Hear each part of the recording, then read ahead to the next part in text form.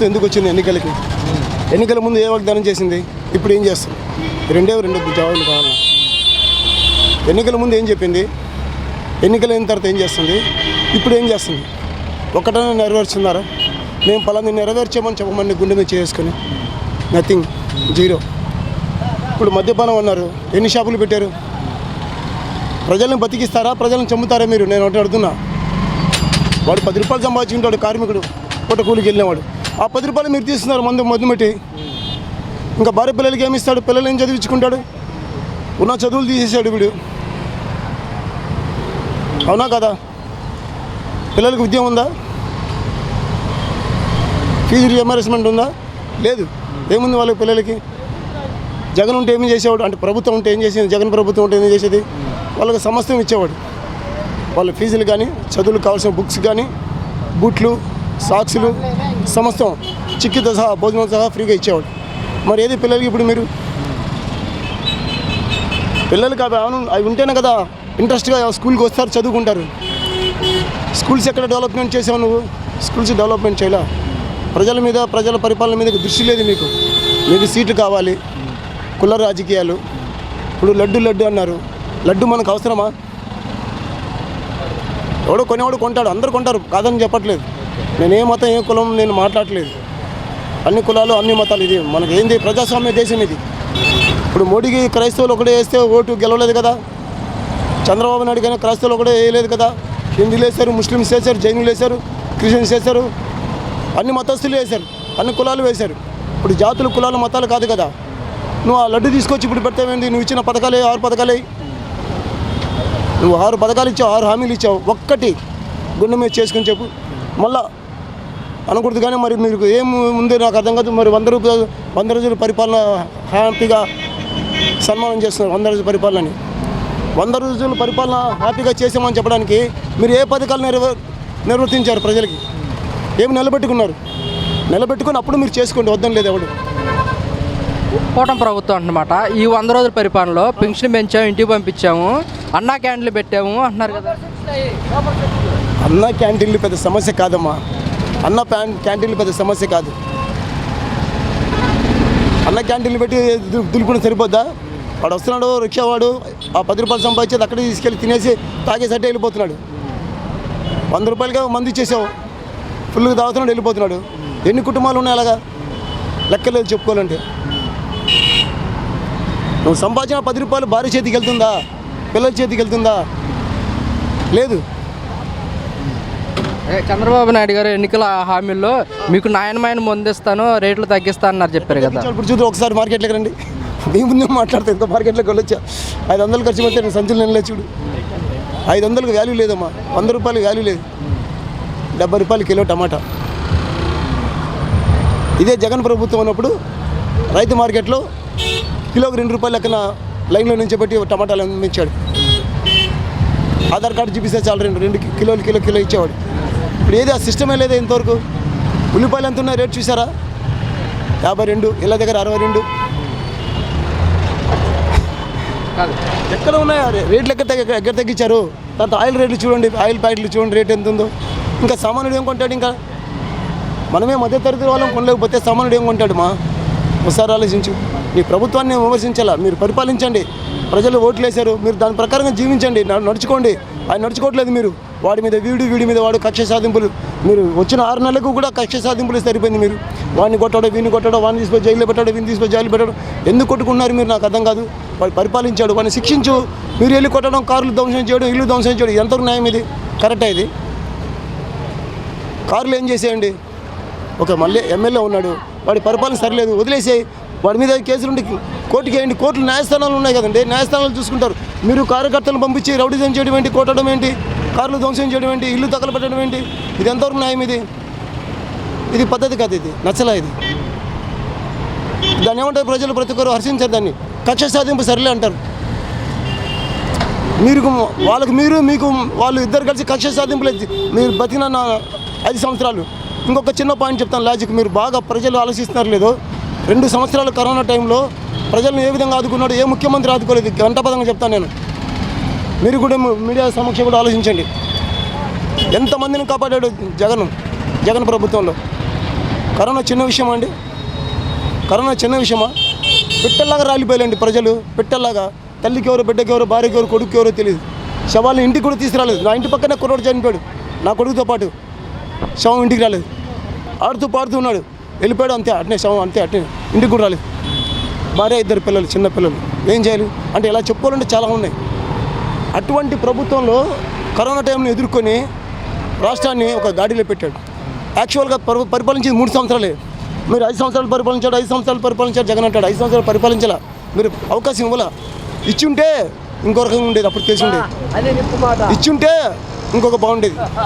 ఆయన 2 సంవత్సరాలు కరోనాతో సరిపోయింది. ఎన్ని సమస్యలు ఎదుర్కొన్నాడు, ఎంతమంది వెళ్ళారు వాలంటీర్లు, ఎంతమంది పోలీసులు పనిచేశారు కరోనా టైంలో. ప్రతి ఒక్కరి గురించి మాట్లాడుతాను నేను. వాలంటీర్స్ లేకుండా ఉంటే ఈరోజు కరోనా టైంలో అసలు గుట్టలు ఉండే శవాలు మన విజయవాడలో.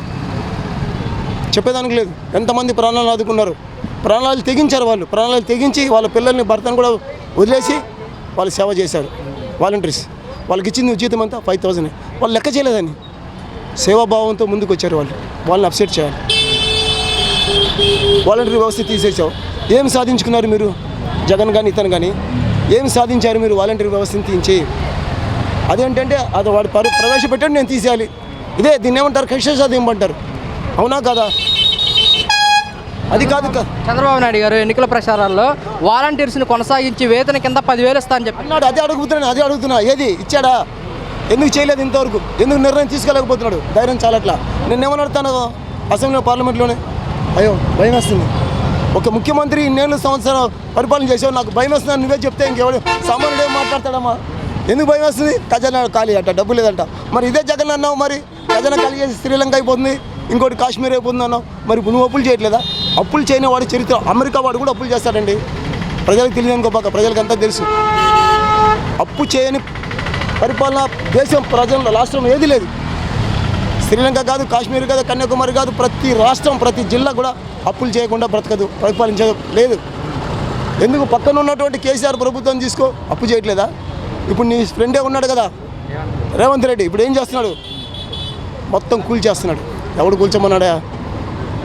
ఇది న్యాయమేనా? నువ్వు ఇల్లులు కట్టు, అప్పుడు వాళ్ళని కూల్చు, వాళ్ళకి నోటీసులు పంపించు, ఇల్లులు ఖాళీ చేయండి అమ్మా, మీకు ఇల్లులు కట్టాను వెళ్ళండి అని చెప్పి కూడా అని చెప్పేసి ఇల్లులు భయంకరంగా కొట్టేస్తే లక్షలు ఖర్చు పెట్టారు. ₹2 కాదు, లక్షలు ఖర్చు పెట్టారు. ఒక్కొక్క బిల్డింగ్ కూల్చేస్తున్నారు. కరెంట్ ఇచ్చారు, వాటర్ ఇచ్చారు, అన్ని ఇచ్చారు, అన్ని శిస్తులు కడుతున్నారు. మరి అప్పుడు ఇచ్చిన ప్రభుత్వం ఇప్పుడు ఎందుకు మీరు తీసేస్తున్నారు? మీరు ఎవరితో మాట్లాడారు? మీరు పార్లమెంట్లో కూర్చొని, ఆ వేదికల మీద కూర్చొని మీకు మీరే నిర్ణయాలు తీసుకుంటారా? వాళ్ళు ఏమైనా అయిపోవాలా? నాశనం అయిపోవాలా? వాళ్ళు చచ్చిపోయిన బాధ లేదా? జగన్మోహన్ రెడ్డి గారు అంటున్నారు, బాగు కోసం మీరు ఉన్నారా? ప్రజలను చంపడానికి ఉన్నారా? మీరు ప్రజలకు మేలు చేయండి అయ్యా, ఇల్లు కట్టండి, అప్పుడు ఖాళీ చేయండి. మీకు నదులు కావాలి, కరెక్టే. మొత్తాన్ని హైదరాబాద్ మొత్తం నదులన్నీ ఆక్రమించుకున్నారు, బిల్డింగ్లు కట్టారు, చూస్తూ ఉన్నారు. మీరు చూస్తున్నారు, వాడు చూస్తున్నారు, హ్యాపీగా శిస్తులు కట్టుకున్నారు, ట్యాక్సీలు వేస్తారు, అన్ని కడుతూనే ఉన్నారు ప్రజలు. ఇప్పుడు ఉన్న పాటన బుల్డోజర్లు పెట్టి కొడి చేస్తే ఎంతవరకు న్యాయం? ఇది గుండెల మీద తన్నట్టే కదా. వాళ్ళు వేసే ఓట్లతోనే నువ్వు కదా గెలిచి మాట్లాడుతావు. ఈరోజు వాళ్ళు ఓట్లు లేకుండా, ప్రజలు వేయకుండా ఉంటే నువ్వు ఆ విధంగా మాట్లాడవు కదా, నేను గెలిపించకుండా ఉంటే. జగన్మోహన్ రెడ్డి గారు అన్నమాట, మా ప్రభుత్వం అధికారంలోకి వస్తే పిల్లలకు అమ్మఒడి కానివ్వండి, మహిళలకు చేయూత కానివ్వండి, రైతులకు రైతు భరోసా కానీ ఇచ్చేవాళ్ళం అంటున్నారు. సూపర్గా 100%. మీకు తెలీదా నేను అడుగుతున్న ప్రశ్న? నన్ను అడిగే ముందు మీకు తెలీదా? ప్రతి వాళ్ళు ఈనాళ్ళలో కానీ ఇంకో పేపర్లు కానీ తాటికంత అక్షరాలతో రాస్తారే. జగన్ చేసిన పరిపాలన గురించి ఒకటి రాయడం ఎందుకు? చంపుతాడా? గొంతు పిసికేస్తాడా? నాకు అడుగుతున్నా. ఎక్కడ ఉన్నామండి? పాకిస్తాన్లో ఉన్నాం మనం? ప్రజాస్వామ్య దేశంలో ఉన్నామా? ఎటుపోతున్నాం? ఎవడు ఎంతకాలం జీవిస్తాడో తెలియదు. ఇప్పుడు ఉంది, రేపు కనపడి రేపు పొద్దున. మరి అతను ఇచ్చినప్పుడు మీరు ఎందుకు ఇవ్వలేకపోతున్నారు? జగన్ పరిపాలనలో అమ్మివాడు ఇచ్చాడు, పిల్లలకి ప్రతిదీ ఇచ్చాడు, మీరు ఎందుకు ఇవ్వలేకపోతున్నావు? జగన్ పెట్టిన పరిపాలన ఆ స్కూల్స్ ఎలా ఉన్నాయి, ఇప్పుడు నీ స్కూల్స్ ఎలా ఉన్నాయి? రంగులు కొట్టుకుంటే సరిపోద్దండి, అన్న క్యాంటీన్లు పెడితే సరిపోద్దండి. మద్యం ఎవరిలో పడుతూ ఉంది, అది ఆనందించమంటున్నాడు. తాగండి, మీరు తాగండి అంటున్నాడు. అంటే వాళ్ళు తాగి చచ్చిపోవడమే. తాగినోడు ఏమవుతాడు? ఇంకా హాస్పిటల్కి డబ్బులు లేకుండా డాక్టర్లకి. తాగినోడు లివర్ పాడవుతాయి, లంగ్స్ పాడవుతాయి, అన్నీ పాడవుతాయి, కిడ్నీలు పాడవు, అన్నీ పాడవుతాయి.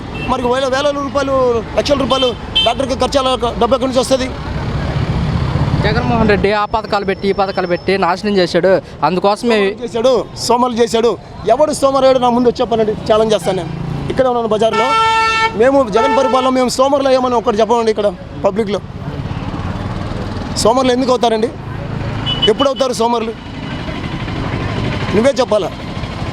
జగన్ పరిపాలన సోమరులు అవుతారని చెప్తుంది. ఎలా అవుతారు సోమరులు? సోమరులని ఎవరిని అంటారు సోమరులని? తప్పండి ఇది.